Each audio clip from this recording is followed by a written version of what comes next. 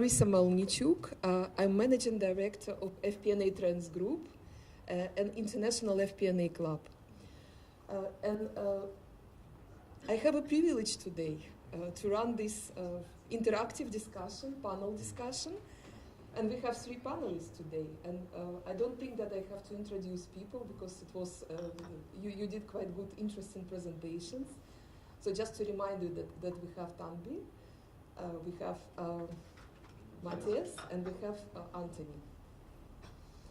And the subject for today's discussion is how will machine learning and predictive analytics impact financial planning and analytics? I think it's a good idea to start from some definitions, and then we will look why those concepts are so slow in the area of financial planning and analytics. Then we will look at the current speed of technology, and there are so many changes, more and more questions about future of the accounting profession, future of the finance profession. What does it mean for us in FP&A? And the last question, obviously, any practical examples that we have, and questions and answers. So this is our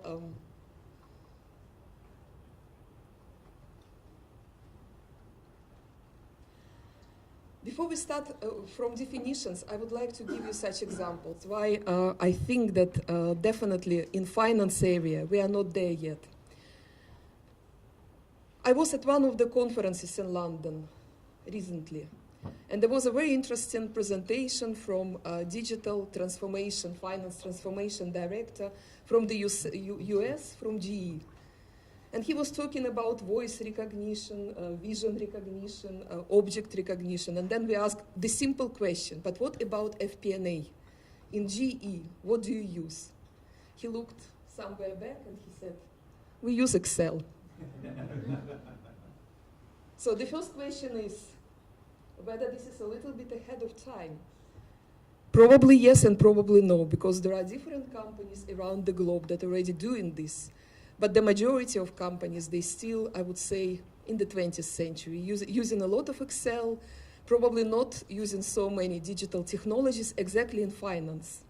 Interestingly enough, marketing community is much more analytical than us. And it's a pity, why? So, very quick definition, machine learning, just to remind you. So this is the field of study that gives computers the ability to learn without being explicitly programmed.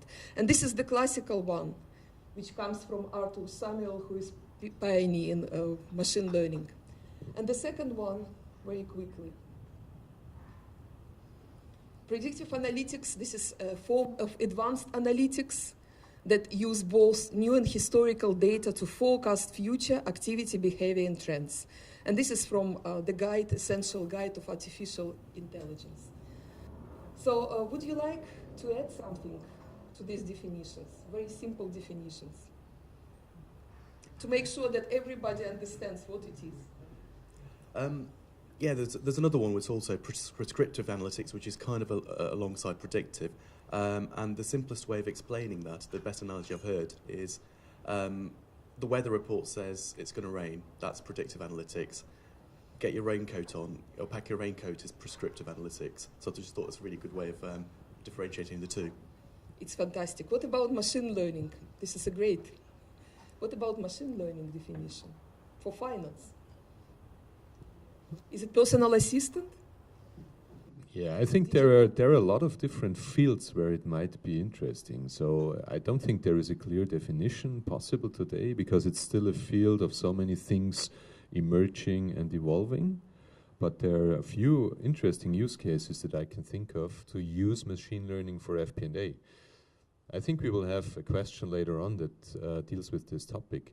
One example is Wanda. I've been mentioning it already, which is this digital assistant. And if you think about a dialogue, you're driving in your car in London, which means you're in traffic jam, actually. So you're sitting there and your Wanda is calling you and telling you, hey, Matthias, we have the figures for April done now, so I have the financials for you. Would you like to talk about it? And I would say, yeah, sure. How is it going? And Wanda would say, well, we're doing fairly well, but we have a problem in France. And I say, okay, that's interesting. So what does that mean? And she would say, well, we had declining revenues for over 3 months. And do you want to have a closer look? And I would say, yeah, sure, that's interesting for me. So what will happen if this declining revenue, this trend will go on like this? Where will we end up at the end of the year? And she would say, well, at the end of the year, if it goes on like this, we will be in real trouble, because then the overall, the top line would be under budget, and so on and so on. So I think that's more a typical talk you would have with a financial analyst in a company today, but it's already possible to do something like that with Wanda, with this digital unit for assistant, which is fascinating on the one hand and also a little bit frightening on the other hand. The good thing is, maybe also something that I can just say right now, there are still so many things that, or the limits of intelligent software today are quite narrow. So there is a lot of things, fortunately, it's not able to do, and it won't be able to do in the near future. Thank you so much. Thank you. Thank you, Matthias. Before we go to the first question of our discussion, I really would like to see how many people here use advanced analytics or predictive analytics at the moment. So please raise your hands if you do. For finance in your company?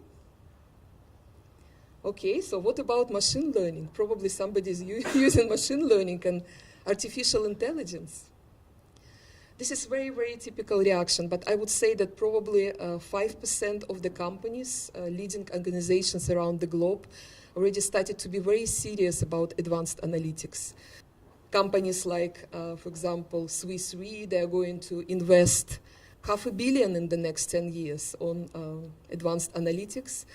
Companies like Etihad Airways, they're very serious about this as well. And so on so far, you know, all these leading analytical companies. So the question is, why implementation rates are so slow at the moment in finance community? And we can see the evidence here, but it's happening everywhere. So why do you think? So it's back to my old bugbear that there's just too many spreadsheets around. Statistical methods, which is the kind of backbone of predictive analytics, has been around for a very long time, the maths behind it. These days, there's enough free online training to keep you learning about predictive analytics and machine learning for at least 18 to 24 months. Believe me, there's so much to get going on. But, we're kind of stuck with that kind of spreadsheet mentality where, we're still using lookups to query data. And how can we actually move beyond that if we don't get rid of that, if we don't actually sort of look at the art of the possible? And I think that really boils down to leadership. And leadership in the finance teams have to give employees time and space to learn, but also make mistakes, because you're not going to get the perfect predictive model every time.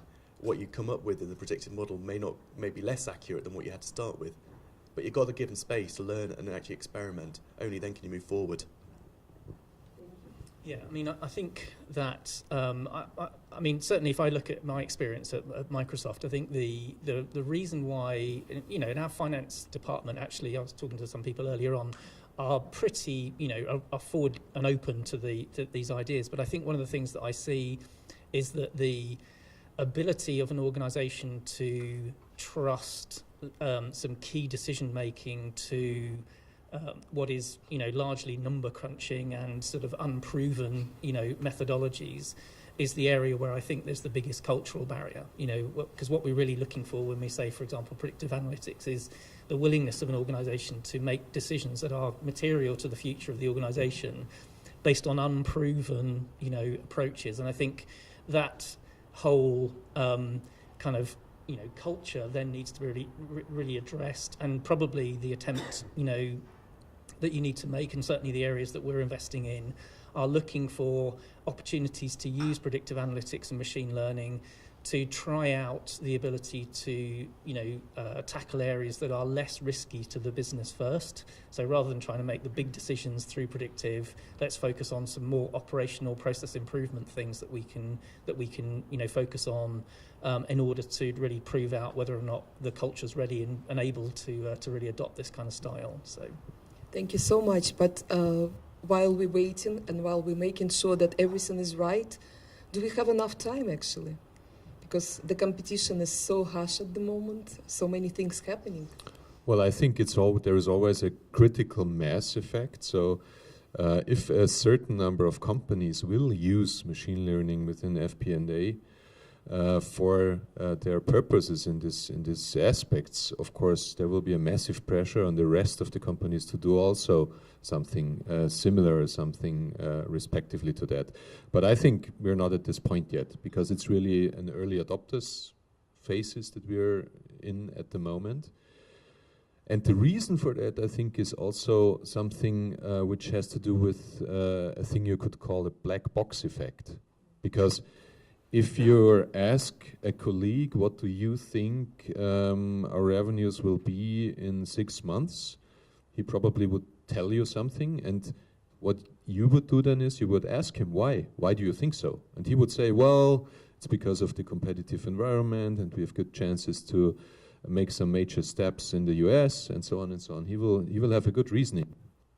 If you ask an artificial intelligence system, you won't get an answer, because most of the artificial intelligence part is built on neural networks today, and neural networks means the software tries things, it's a trial and error 100,000 times.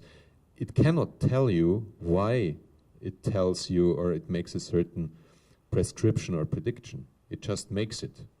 So it's something which I think, especially for finance people, is very hard to rely on.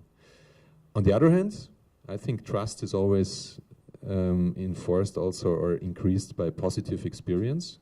And if you're starting to work with these kind of predictive instruments, if it worked one time, maybe also the second, if it works 3 times out of 5, you probably would say, okay, it's at least worth a look, and you might trust the system like that. So we will see what happens, but I think we will see a speed up in the near future here. It's already happening, actually. Just 1 month ago, we opened FP&A board in New York, in Upper Manhattan, and global FP&A director of Citigroup was presenting his case. And he gave one very simple example, but example which is really a very good indication what is coming. So he said that before, when they used classical methods for forecasting, the time that they spent in order to forecast their balance sheet, which is over 1 trillion in value in US dollars, it took them almost a month. And of course, so many people around the globe that were involved in this. Then they introduced driver-based planning model, and they introduced system as well. So guess how many months or how many weeks they spent now? Any guesses here? Any other ideas? Actually, it's 36. You're right. It's less than 36 minutes, so it's less than a day.